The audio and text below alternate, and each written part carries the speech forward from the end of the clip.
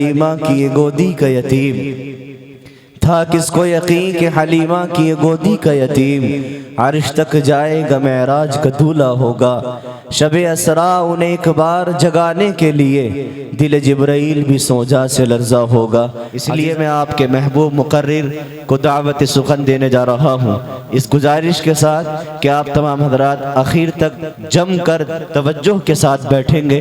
اور دعا پر اس مجلس کا اختتام ہوگا، اور اس کے بعد انشاءاللہ آپ تمام حضرات لوٹیں گے۔ میں بلا کسی تاخیر و تمہید کے جناب حضرت مولانا مفتی خوبیب احمد صاحب کو درخواست کرتا ہوں کہ تشریف لائیں اور اپنے مواعظ حسنہ سے مستفیض فرمائیں کہ اپنے نبی کی بات کا کچھ اثر نہیں،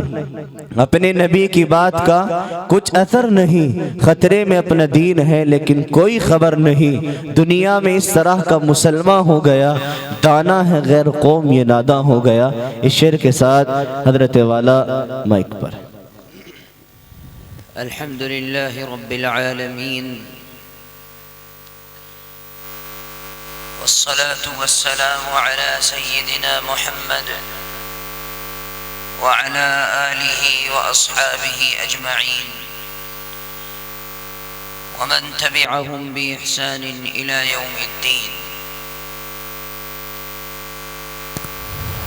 أما بعد فأعوذ بالله من الشيطان الرجيم. بسم الله الرحمن الرحيم.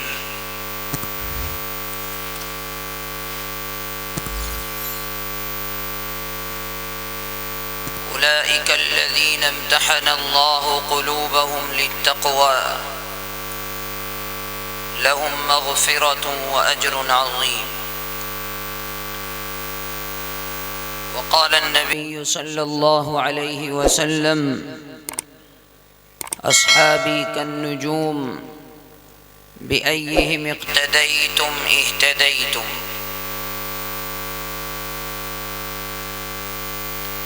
بزرگوں اور بھائیوں،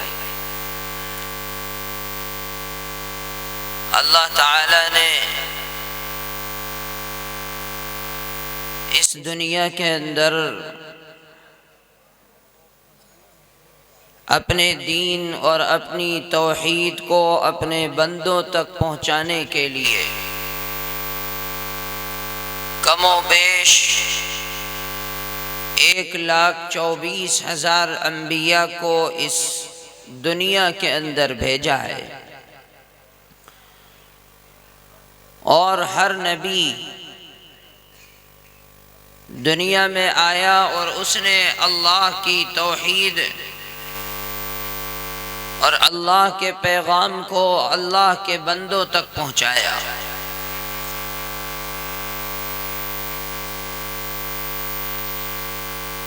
ہر نبی کو کچھ لوگ ایسے ہوتے تھے کہ جو اس کے اوپر ایمان لانے والے ہوتے تھے، اور کچھ ایسے ہوتے تھے جو اس پر ایمان نہیں لاتے تھے، اس کی تکذیب کرتے تھے، اس کو جھوٹا کہتے تھے،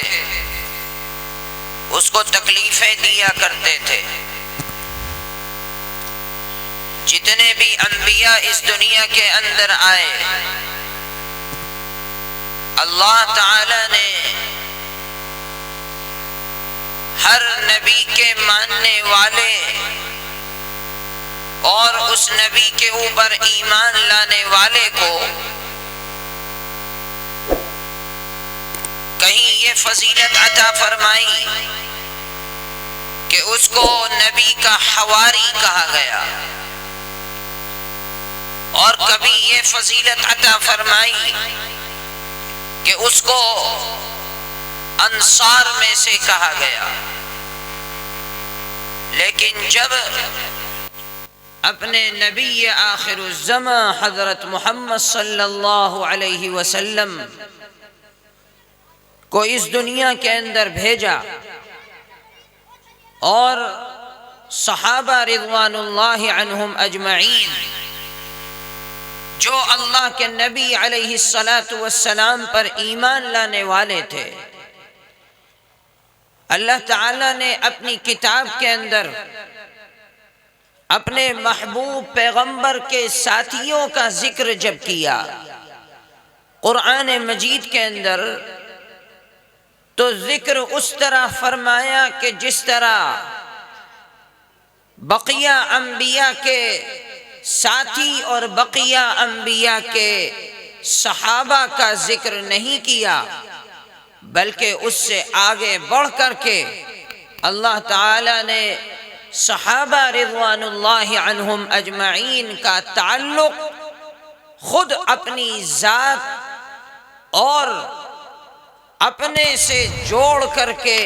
یہ بتلایا کہ یہ میرے نبی کے محبوب پیغمبر کے وہ ساتھی ہیں کہ جنہوں نے ہر حال میں میرے پیغمبر اور میرے نبی کا ساتھ دیا ہے، حتیٰ کہ بھوک اور پیاس کے عالم میں بھی انہوں نے میرے نبی کا ساتھ دیا، اور ایسے تھے کہ اگر ان کے سامنے کاروبار، دکانداری، تجارت، مالداری اور مال و دولت آ جاتا تھا تو یہ دنیا کو کنارے لگا کر کے میرے محبوب پیغمبر کے ساتھ ہوتے تھے اور رات اور دن اس کے ساتھ رہا کرتے تھے۔ بعض ایسے تھے کہ جو مالدار تھے، جیسے حضرت عثمان غنی رضی اللہ عنہ، اور بعض ایسے تھے کہ جن کے پاس کوئی چیز نہیں تھی، نہ کھانے کے لیے نہ پہننے اوڑھنے کے لیے، اور بعض ایسے تھے کہ جن کے پاس اسلام قبول کرنے سے پہلے بڑی مال و دولت ہوا کرتی تھی، اور جب انہوں نے کلمہ پڑھ لیا تو ماں باپ نے گھر سے باہر نکال کر کے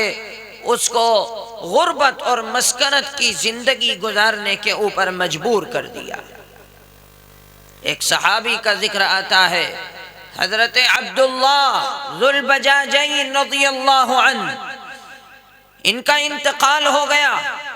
اللہ کے نبی علیہ السلام خود اپنے ہاتھوں سے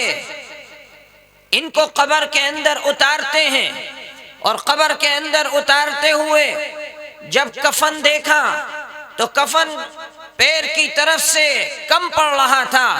اگر پیر ڈھکتے ہیں تو سر کی طرف سے کم پڑ جاتا ہے، تو نبی علیہ السلام نے مسکرا کر کے فرمایا، اے میرے ساتھیوں، معلوم ہے یہ کون ہے؟ یہ وہ ہے کہ جب یہ اسلام نہیں لایا تھا تو اس کو جب نزلہ ہوتا تھا تو نزلے کی حالت میں یہ اپنی ناک کو بھی صاف کرتا تھا تو ریشم کے بہترین کپڑے سے صاف کیا کرتا تھا، اور آج جب اس نے اللہ کے کلمے کو پڑھ لیا، اللہ کے دین کو اپنے سینے سے لگا لیا، قرآن مجید پر ایمان اس کا آ گیا، تو آج یہ اتنا غریب اور مسکین ہو گیا تو کفن بھی اس کے لیے پورا میسر نہیں ہے۔ اسی لیے اللہ کے نبی علیہ السلام نے صحابہ رضوان اللہ عنہ اجمعین کے بارے میں فرمایا، اے میری امت یاد رکھو، جس طرح میری سنت تمہارے لیے لازم ہے، جس طرح میری سنت کے اوپر عمل کرنا تمہارے لیے ضروری ہے، اسی طرح میرے صحابہ کی سنت اور میرے صحابہ کے راستے پر بھی عمل کرنا تمہارے لیے ضروری ہے۔ کیوں؟ اس لیے کہ میرے صحابہ ستاروں کے مانند ہیں، جس طرح ستاروں سے راستہ تلاش کرنے والا رات کے اندھیرے میں اپنی منزل تک پہنچ جاتا ہے۔ اے میری امت، اگر تمہیں اپنی منزل جنت تک پہنچنا ہے، اگر تمہیں اللہ کی رضا کو حاصل کرنا ہے، اگر تمہیں میری خوشی کو حاصل کرنا ہے، اے میری امت کے لوگوں، میرے صحابہ کے راستے پر چلو، تم میں سے جو بھی چلے گا وہ ہدایت یافتہ ہو جائے گا۔ اللہ کے نبی علیہ السلام نے اپنے صحابہ کو اس طرح تربیت دی تھی، اس طرح ان کا نظام زندگی ان کو دیا تھا کہ یہ نہ ہو کہ آج میں محمد اگر ان کے درمیان میں ہوں تو اگر کل میں ان کے درمیان میں نہ رہوں تو یہ دین کو چھوڑ کر کے چلے جائیں، یہ اسلام کو چھوڑ کر کے چلے جائیں، یہ قرآن پر ایمان ترک کر دیں، چھوڑ دیں۔ نہیں، ان کو اس طریقے کی تعلیم اور تربیت عطا کی تھی کہ یہ لوگ اپنے ذہن میں اس بات کو بٹھا چکے تھے کہ محمد ہمارے نبی ہیں، اللہ کے پیغمبر ہیں، اور اللہ کے پیغمبر حضرت آدم سے لے کر کے آج حضرت محمد صلی اللہ علیہ وسلم تک آتے رہے جاتے رہے، ہمارے سامنے نبی موجود ہیں، یہ بھی اس دنیا سے چلے جائیں گے، لیکن ہم کبھی دین اسلام کو چھوڑ کر کے نہیں جائیں گے، ہر حال میں دین اسلام کے اوپر قائم رہیں گے۔ بعض وہ طبقہ ہے جو یہ کہتا ہے کہ اللہ کے نبی علیہ السلام کے انتقال کے بعد اس دنیا سے پردہ فرما جانے کے بعد صرف 4 صحابہ اسلام کے اوپر قائم رہے، بقیہ سب مرتد ہو گئے۔ یہ تمام وہ باتیں ہیں جو دین اسلام کے اندر گڑھ لی گئی ہیں، جس کا صرف اور صرف جھوٹ کے علاوہ کوئی اور خانہ نہیں ہے۔ ہم یہ کہتے ہیں کہ اگر صحابی اسلام کو چھوڑ کر کے چلا جائے تو میری اور تمہاری داڑھی باقی نہیں رہتی، میرا اور تمہارا قرآن باقی نہیں رہتا، میرا اور تمہارا کلمہ باقی نہیں رہتا، میرا اور تمہارا دین باقی نہیں رہتا۔ اگر صحابی ہے تو جیسے گھر ہمارا ایک بنیاد کے اوپر کھڑا ہوا ہے، اسی طرح دین اور اسلام کی عمارت صحابی کے اوپر کھڑی ہوئی ہے۔ اور اگر صحابی نہ رہے، اگر صحابی کو ہم نہ مانیں اور صحابی کو کہیں کہ صحابی نعوذ باللہ معیار حق نہیں ہے، اور صحابی کو کہیں کہ وہ مرتد ہو گیا، صحابی کو کہیں کہ یہ دین اسلام سے پھر گیا، تو یاد رکھو میرے اور تمہارے دین اسلام کی عمارت بھی باقی نہیں رہے گی، یہ بھی منہدم ہو جائے گی۔ اللہ نے صحابہ رضوان اللہ عنہم اجمعین کے بارے میں فرمایا، یہ کون لوگ ہیں؟ اولئک الذین امتحن اللہ قلوبہم للتقوی۔ دنیا کے اندر ہمارا امتحان ہوتا ہے، پڑھائی لکھائی کا امتحان ہوتا ہے، امانت داری کا امتحان ہوتا ہے۔ اللہ تعالیٰ نے نبی کے ساتھیوں کا امتحان لیا تو کس چیز کا امتحان لیا؟ میں پرکھوں گا تمہارے دل کے اندر تقوی کتنا ہے، میں امتحان لوں گا تمہارے دل کے اندر میرا خوف کتنا ہے، میں امتحان لوں گا تم میرے نبی کے ساتھ کتنا مضبوط قدم کے ساتھ ہو، میں امتحان لوں گا تم رات اور دن کے اجالے اور اندھیرے کے اندر میرے نبی کے ساتھ ہو یا نہیں ہو۔ اولئک الذین امتحن اللہ قلوبہم للتقوی۔ میں نے، اللہ نے نبی کے ساتھیوں کا امتحان لیا ہے، صرف امتحان ان کا نہیں لیا، ان کے دلوں کا امتحان لیا ہے۔ میں نے اس ظاہری امتحان نہیں لیا، میں نے ان کے باطن کا امتحان لیا ہے، میں نے ان کا جسمانی امتحان نہیں لیا، میں نے ان کی روح کا امتحان لیا ہے۔ اور آگے امتحان لینے کے بعد سند بھی جاری فرما دی، رضی اللہ عنہم ورضوا عنہ۔ میرے نبی کے صحابہ، ان کو میں سند دے رہا ہوں کہ میرے نبی کے صحابہ وہ ہیں کہ یہ اللہ سے راضی ہو گئے اور اللہ ان سے راضی ہو گیا ہے۔ اب اگر کوئی شخص کھڑے ہو کر کے یہ کہنے لگے کہ نعوذ باللہ حضرت معاویہ رضی اللہ عنہ نے حضرت علی رضی اللہ عنہ کے اوپر ظلم کیا، نعوذ باللہ حضرت معاویہ رضی اللہ عنہ ظالم تھے، نعوذ باللہ حضرت معاویہ رضی اللہ عنہ باغی تھے، تو یاد رکھو اس شخص کے ایمان کا کوئی اعتبار نہیں ہے، بھلے وہ اسلام کے لباس کے اندر ہو، بھلے وہ اسلام کی شکل و صورت کے اندر ہو، بھلے وہ کلمہ پڑھنے والا ہو، بھلے وہ قرآن مجید کے اوپر ایمان کا دعویٰ کرتا ہو، لیکن یہ اس کا ایمان اور یہ اس کا دعویٰ، اس دعوے کے اوپر اس کے پاس کوئی دلیل نہیں ہے، اس لیے کہ وہ ایک صحابی کی صحابیت کا انکار کر رہا ہے۔ اگر کوئی شخص صحابی کی صحابیت کا انکار کرنے لگے تو صاف یہ اس سے کہا جا سکتا ہے تیرا قرآن مجید کے اوپر ایمان نہیں ہے، تیرے کلمے کا اعتبار نہیں ہے، تیرے دین کا اعتبار نہیں ہے، تیرے اسلام تیرے مذہب کا اعتبار نہیں ہے۔ کیوں؟ اس لیے کہ اسلام دین اور شریعت نام ہے صحابہ کے مجموعے کا۔ اگر صحابہ نہیں ہے تو کوئی دین اسلام ہمارے پاس نہیں ہو سکتا ہے۔ یہ صحابہ کی جماعت تھی کہ جنہوں نے نبی علیہ السلام کی زندگی کے ایک ایک لمحے کو محفوظ کر لیا۔ نبی کیسے کھاتے تھے، نبی کیسے چلتے تھے، نبی کیسے لیٹا کرتے تھے، نبی کیسے سویا کرتے تھے، نبی کا لباس کیسا ہوتا تھا، نبی کی زبان کیسی ہوتی تھی، نبی کا بولنا کیسا ہوتا تھا، نبی کا چلنا کیسا ہوتا تھا، نبی کا مسکرانا کیسا ہوتا تھا، نبی کی آنکھیں کیسی تھی، نبی کے دانت کیسے تھے، نبی کے ہونٹ کیسے تھے، نبی کے ہاتھ مبارک کیسے تھے۔ صحابہ کے علاوہ ہمارے پاس کوئی نہیں ہے جنہوں نے ہماری جھولی میں نبی کی زندگی کو ڈالا ہو۔ اگر ہم صحابہ کو لعن طعن کرنے لگے تو ہمارے پاس کوئی چیز باقی نہیں رہتی ہے۔ اس لیے میرے بزرگوں، اللہ تعالی نے اپنی کتاب کے اندر جگہ جگہ تقریباً 750 آیتیں،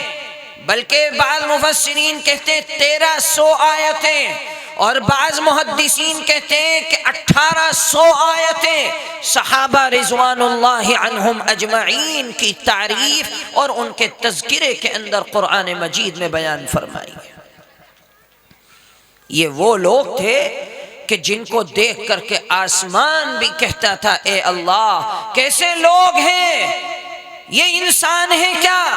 الذین استجابوا للہ والرسول من بعد ما اصابهم القرح۔ ابھی تو یہ لوگ جنگ احد سے ہو کر کے آئے ہیں، کسی کے ہاتھ زخمی ہے، کسی کا سینہ زخمی ہے، کسی کے گھٹنے زخمی ہے، کسی کے پاؤں زخمی ہے، کسی کے چہرے پہ زخم ہے، اور پھر اعلان کرتے ہیں نبی کون ہے جو اسلام کے کلمے کو بلند کرنے کے لیے میرے ساتھ نکلنے کے لیے تیار ہے۔ پھر صحابہ کھڑے ہو جاتے ہیں، زخمی ہاتھوں کو لے کر کے جا رہے ہیں، زخمی پیروں سے چل کر کے آ رہے ہیں۔ فوراً جبرائیل امین آ گئے، اے اللہ اے محمد صلی اللہ علیہ وسلم، اللہ فرما رہا ہے الذین استجابوا للہ والرسول من بعد ما اصابهم القرح۔ یہ آپ کے ساتھی کیسے عظیم لوگ ہیں، زخم لگنے کے بعد بھی آپ کی آواز پر لبیک کہہ رہے ہیں، اسلام کو بلند کرنے کی باتیں کر رہے ہیں، لڑنے کی طاقت نہیں ہے، جسم کے زخم سے خون رس رہا ہے، اور کیسے لوگ ہیں آپ کی ایک آواز گئی اپنی دولت کو، مال کو، گھر بار کو چھوڑ کر کے میدان میں نکل آئے اسلام کو، کلمے کو بلند کرنے کے لیے۔ قرآن مجید نے جگہ جگہ صحابہ رضوان اللہ عنہم اجمعین کے اوصاف بیان فرمائے، اور اوصاف بھی کیسے، اس طرح اوصاف بیان فرمائے، اس طرح اوصاف بیان فرمائے والسابقون الاولون من المہاجرین والانصار، وہ لوگ کہ جو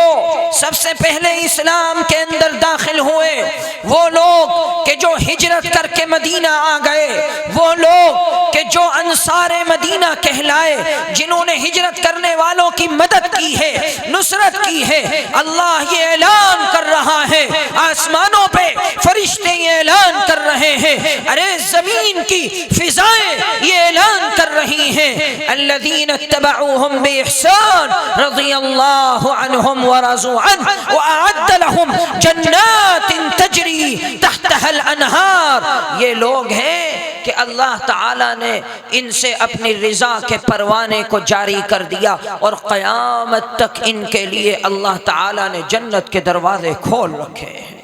نعرہ تکبیر، یہ نعرہ تکبیر، حضرت مفتی خبیب مدنی، عظمت صحابہ، صحابہ رضوان اللہ عنہم اجمعین کے بارے میں اگر ایک صحابی کے بارے میں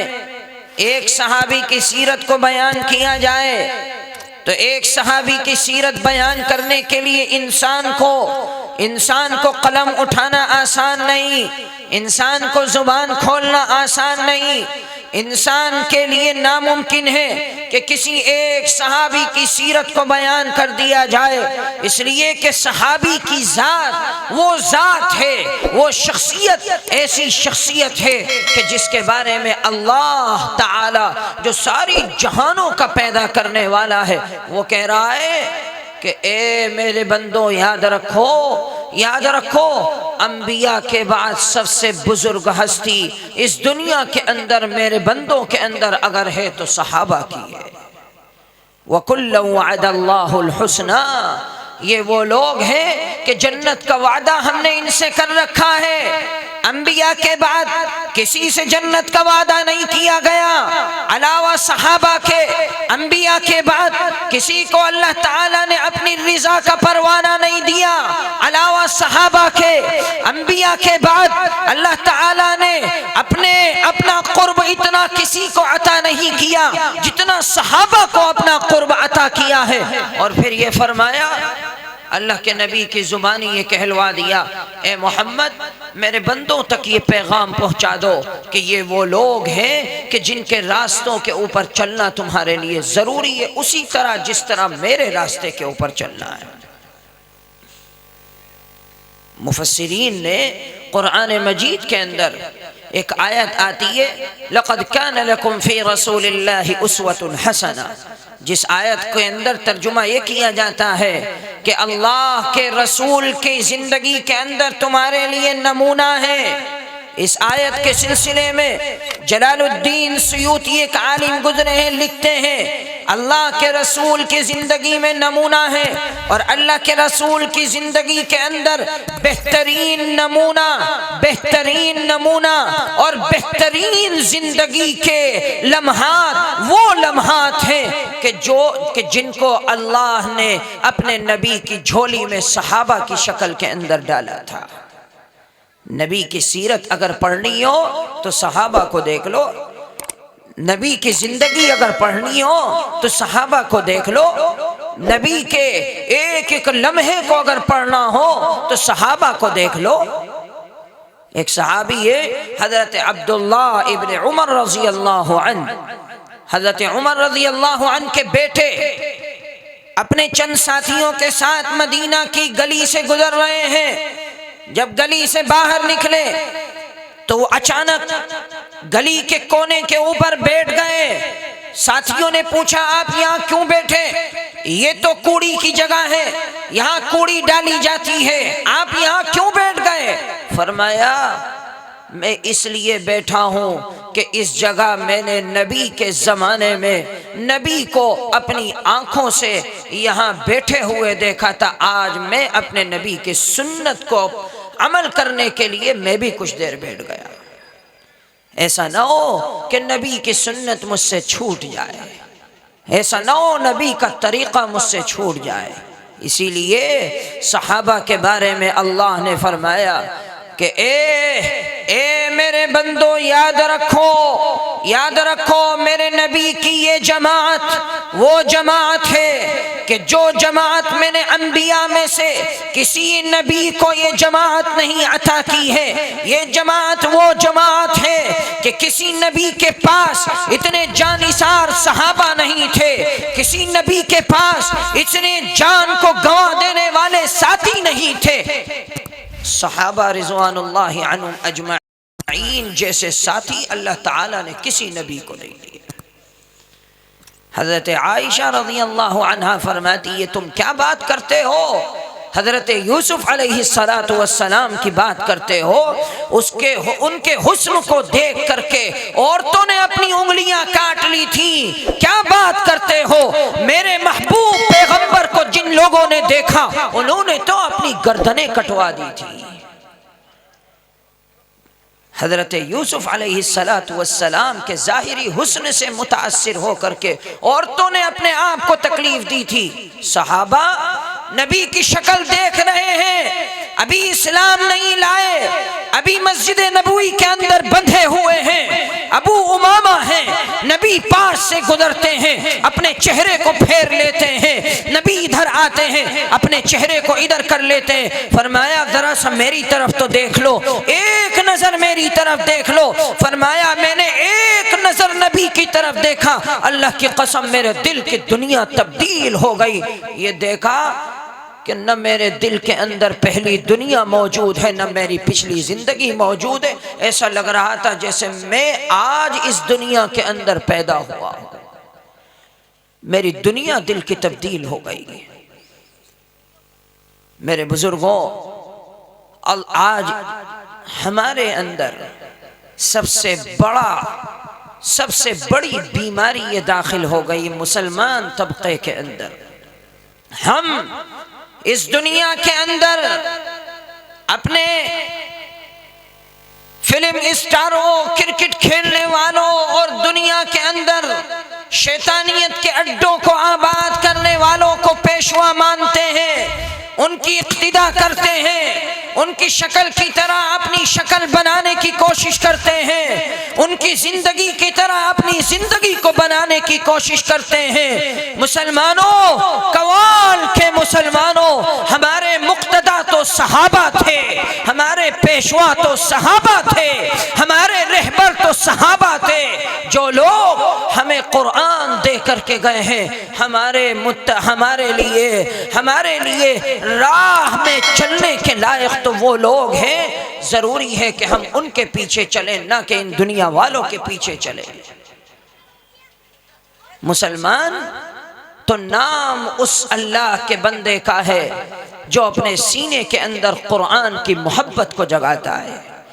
اور قرآن کی محبت اگر کوئی یہ دعویٰ کرے کہ صحابہ کے بغیر ہو سکتی ہے،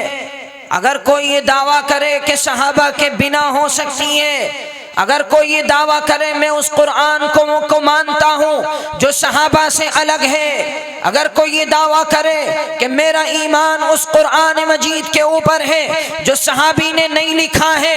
اللہ کی قسم وہ قرآن پیش نہیں کر سکتا، وہ اس قرآن کو تمہیں دکھا نہیں سکتا ہے، اس کے قرآن مجید کا کوئی اعتبار نہیں ہو سکتا ہے۔ میرے اور تمہارے پاس تو وہ قرآن ہے جو معاویہ نے لکھا تھا، میرے پاس تو وہ قرآن ہے جو صحابہ نے لکھا تھا، میرے پاس تو وہ کلمہ ہے جو صحابہ دے کر کے گئے تھے، میرے پاس تو وہ ٹوپی ہے جو صحابہ میرے سر پہ رکھ کر کے گئے تھے، میرے پاس تو وہ داڑھی ہے جو صحابی میرے چہرے پہ سجا کر کے گیا تھا، میرے پاس تو وہ مسجد ہے جو صحابی مجھے دے کر کے گیا تھا، میرے پاس تو نبی کی وہ زندگی ہے جو صحابی مجھے بتا کر کے گیا تھا۔ اس کے علاوہ میرے پاس کوئی اور چیز نہیں ہے، اس لیے کہ میرے پاس جو کچھ ہے وہ میرے صحابی کی طرف سے ہے، اس کے علاوہ کوئی راستہ نہیں ہے۔ ہم یہ کہنے لگے قادیانیوں کی طرح کہ صحابہ کے ایمان کا کوئی اعتبار نہیں، ہم یہ کہنے لگے غیر مقلدوں کی طرح کہ صحابہ معیار حق نہیں ہے، صحابہ کی بات کا کوئی اعتبار نہیں ہے، ہم یہ کہنے لگے دوسرے طبقے کی طرح کہ صحابہ نعوذ باللہ مرتد ہو گئے تھے، اللہ کی قسم اس کی زبان کو اس کے حلق سے نکالا جا سکتا ہے، صحابی کے اوپر انگلی کو برداشت نہیں کیا جا سکتا۔ ہمارے قرآن کا مسئلہ ہے، ہمارے ایمان کا مسئلہ ہے، صحابی کا مسئلہ صرف صحابی تک محدود نہیں، صحابی کا مسئلہ اس کی ذات تک محدود نہیں۔ اگر میں صحابی کی طرف انگلی اٹھاتا ہوں، خدا کی قسم میرے سینے سے ایمان نکل جائے گا، میری زبان پر کلمے کا کوئی اعتبار نہیں رہے گا، میرے قرآن پڑھنے کا کوئی اعتبار نہیں رہے گا۔ ہمارا تو ایمان ہے کہ صحابہ نے ایمانداری کے ساتھ، امانت داری کے ساتھ اس قرآن مجید کو لکھا ہے اور اس قرآن مجید کو ہم تک پہنچایا ہے، ہمارا ایمان ہے۔ اللہ تعالیٰ نے جب ان کے گناہوں کو معاف کر دیا، اللہ تعالیٰ نے جب ان کے لیے جنت کے فیصلے کر دیے، اللہ تعالیٰ نے جب ان کے گناہ اگلے اور پچھلے سب کو معاف کر دیا، اللہ تعالیٰ نے جب ان کے لیے جنت کے دروازے کھول دیے، کسی انسان کو حق نہیں ہے صحابی کی طرف انگلی اٹھا لے، کسی انسان کو حق نہیں ہے صحابی کے لیے اپنی زبان کو کھول دے، کسی انسان کو حق نہیں ہے صحابی کے خلاف اپنے قلم کو حرکت دے، کسی انسان کے لیے حق نہیں ہے کہ وہ صحابی کے خلاف اپنے قدم کو اٹھائے۔ اس کو کہا جائے گا کہ تم مرتد ہو چکا ہے، تیرے اسلام کا کوئی اعتبار نہیں۔ 1,44,000 صحابہ کم و بیش، ایک صحابی کو بھی اگر ہم نے کہہ دیا، حتیٰ کہ زیاد بن سکن نامی وہ صحابی کہ جو اللہ کے نبی کے ہاتھ کے اوپر ایمان لایا، فوراً جہاد کا اعلان ہوتا ہے، اسی وقت وہ صحابی جا کر کے جہاد میں شریک ہوتا ہے، شہید ہو جاتا ہے۔ یہ وہ صحابی ہے جس نے ایک نماز نہیں پڑھی، ایک روزہ نہیں رکھا، اس کو وقت ہی نہیں ملا ہے اور جا کر کے شہید ہو جاتا ہے۔ اس صحابی کے درجے کے برابر بھی ادنا سے ادنا جس صحابی کو کہا جاتا ہے، صحابہ میں سب سے کم صحابیت کی زندگی لے کر کے آنے والا، اس صحابی کے برابر بھی ایک شخص اس امت کا مجتہد بھی نہیں ہو سکتا ہے۔ عظمت صحابہ، عظمت صحابہ، سید مفتی حبیب مدنی۔ اگر ہم یہ کہنے لگیں کہ نعوذ باللہ حضرت معاویہ اور حضرت علی رضی اللہ عنہ آپس کے اندر لڑے جھگڑے اختلاف کیا، حضرت علی رضی اللہ عنہ حق پر تھے، حضرت معاویہ رضی اللہ عنہ نعوذ باللہ باغی تھے، طاغی تھے اور انہوں نے ظلم و زیادتی سے کام لیا۔ یاد رکھو یہی حضرت معاویہ رضی اللہ عنہ وہ صحابی ہے جس نے قرآن مجید کے اندر ہم تم آیت الکرسی پڑھتے ہیں، اللہ لا الہ الا هو الحی القیوم لا تأخذه سنة ولا نوم له ما في السماوات وما في الارض۔ یہ پوری آیت جس کو آیت الکرسی کہا جاتا ہے، اس آیت کی کتابت کرنے والے حضرت معاویہ رضی اللہ عنہ تھے، جس آیت کی بڑی فضیلتیں بیان کی جاتی ہیں۔ اگر میری زبان نعوذ باللہ یا کسی عالم کی زبان یا کسی داڑھی والے کی زبان، کسی کلمہ پڑھنے والے کی زبان، کسی عالم کی زبان کوئی اپنے آپ کو محدث کہے اور پھر معاویہ رضی اللہ عنہ کے اوپر بھوکے، کوئی اپنے آپ کو عالم کہے معاویہ کے اوپر بھوکے، کوئی اپنے آپ کو محدث کہے معاویہ کے اوپر بھوکے، اللہ کی قسم ایسا انسان مسلمان کے جوتے کی نوک کے اوپر ہوتا ہے۔ معاویہ کون؟ معاویہ جس کے زمانے کے اندر اسلام نے سب سے زیادہ ترقی کی ہے، جس کے بارے میں یہ کہا جاتا ہے اللہ کے نبی علیہ السلام نے فرمایا کل قیامت کے دن معاویہ وہ شخص ہوں گے کہ جن کے ہاتھ میں اللہ کی رحمت کی چادر ہوگی۔ اس معاویہ کے بارے میں کوئی اپنی زبان کھولے، اس معاویہ کے بارے میں کوئی اپنا قلم حرکت دے، اس معاویہ کے بارے میں کوئی تحریریں اپنی تیار کر لے، ایسا نہیں ہو سکتا۔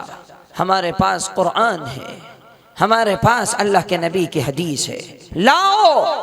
اپنی تاریخ کی کتابوں کو ایک پلے میں رکھ دو، اپنی تمام دنیا کی تحریروں کو ایک پلے میں رکھ دو، اپنی تمام تر قلم کی روشنائی کو ایک پلے میں رکھ دو، حضرت معاویہ رضی اللہ عنہ کے خلاف دنیا بھر کے اندر لکھی جانے والی تحریرات کو ایک پلے میں رکھ دو۔ میں قرآن مجید کا ایک ٹکڑا کرام بررہ رضی اللہ عنہم ورضوا عنہ کو ایک پلے میں رکھتا ہوں، یہ ساری تحریرات ردی کی ٹوکری میں گئی، میرا قرآن میرے پاس ہے۔ میرے بزرگوں، صحابی وہ ذات ہے کہ جس ذات کا بلا فصل تعلق میرے اور تمہارے کلمے سے ہے، میرے اور تمہارے قرآن سے ہے۔ ہمارے قرآن کا اعتبار نہیں رہتا اگر ہم نے صحابی کے خلاف اپنی زبان کو کھولا۔ ہمارے دین کا کوئی کام ہمارے پاس نہیں اگر ہم نے اپنے صحابی، اپنے نبی کے صحابی کے خلاف اپنی زبان کو کھول دیا۔ یاد رکھو کل قیامت کے دن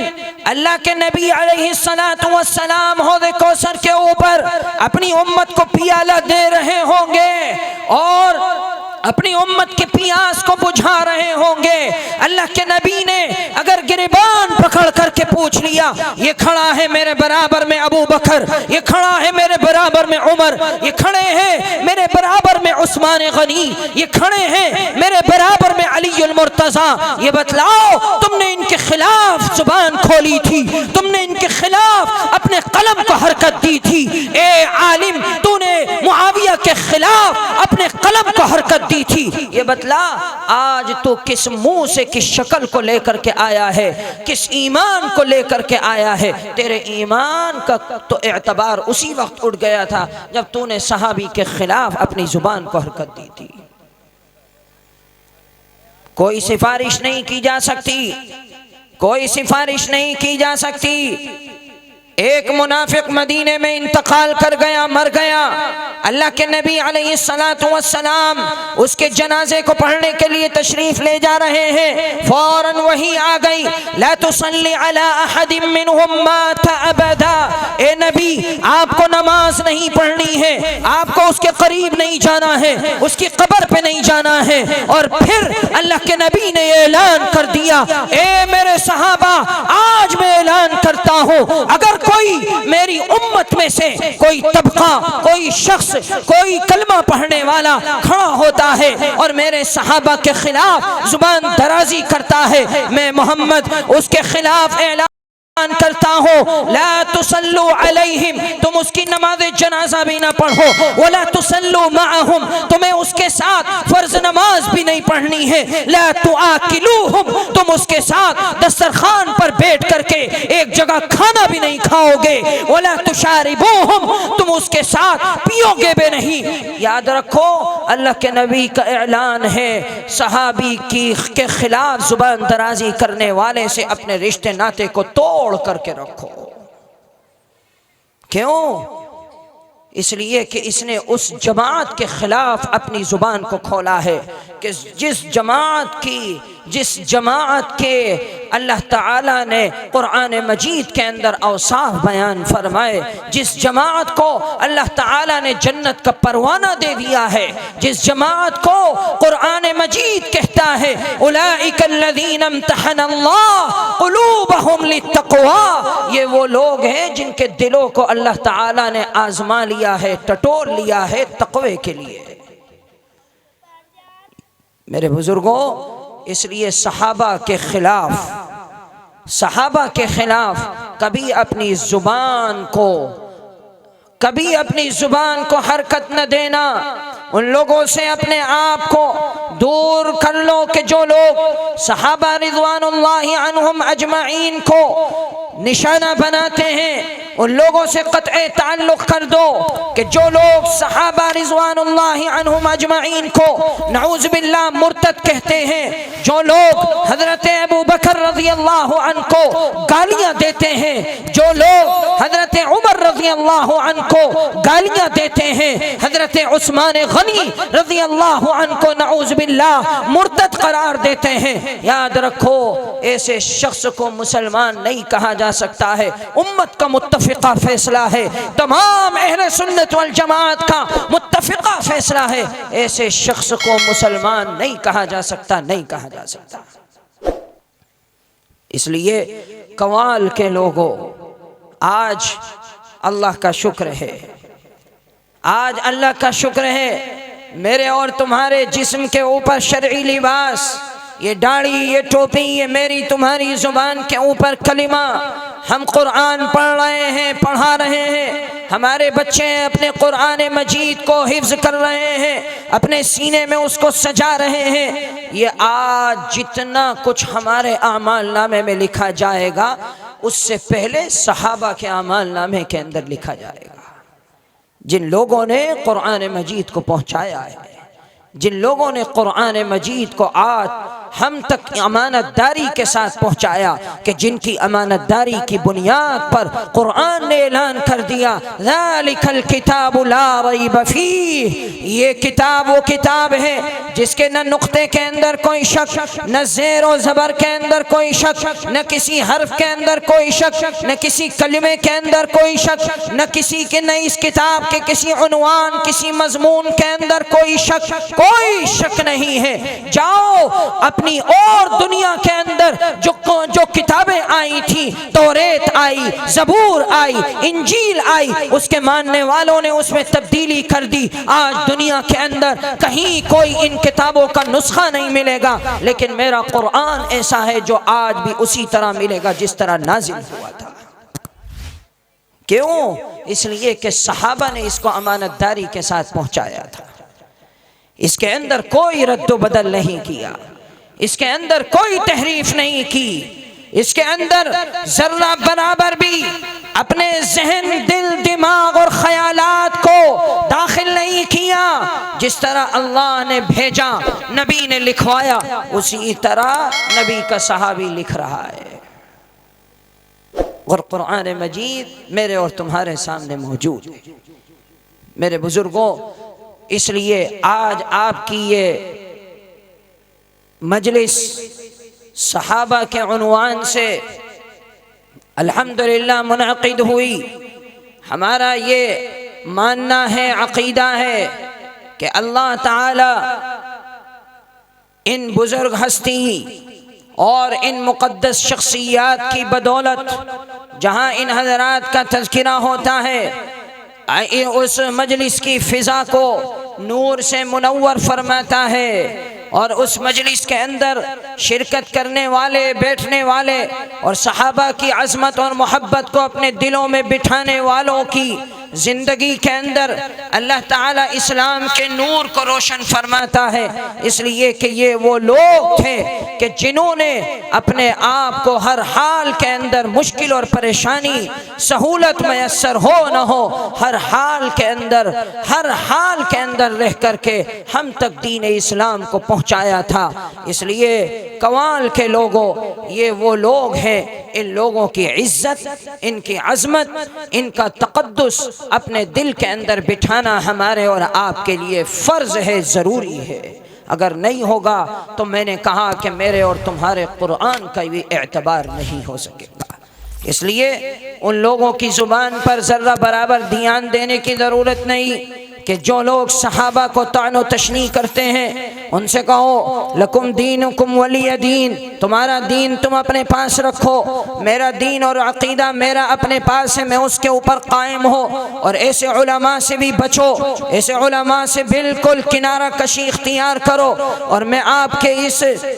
مجلس کے توسط سے اس مدرسے کے علماء کو بھی کہتا ہوں کہ اے دین کے وارثوں، ایسے علماء سے بھی اپنے آپ کو بچانا ہمارا فرض ہے۔ میں نے پچھلے سالوں میں بھی اس طرح کی باتیں کہی تھی کہ کیوں اپنی مجلسوں کے اندر ہم ایسے علماء کو بلاتے ہیں جو نعوذ باللہ معاویہ رضی اللہ عنہ کے اوپر بھونکتے ہیں۔ ان کی مثال اس دنیا کے اندر گلی گلی بھٹکنے والے اس جانور کی سی ہے جو جانور انسان کے اوپر بھونکتا ہے۔ ہمیں کسی ایسے عالم کی ضرورت نہیں ہے، اس لیے ہمیں ان چیزوں سے بچنا ہوگا، ان چیزوں سے ہمیں بچنا ہوگا۔ جو صحابہ کے اوپر انگلی اٹھائے، جو صحابہ کا نہیں ہوا وہ کسی کا نہیں ہونا، وہ اپنے باپ کا، اپنی ماں کا نہیں ہو سکتا ہے۔ اس لیے آپ حضرات صحابہ کی عظمت کو اپنے دلوں میں بٹھائیں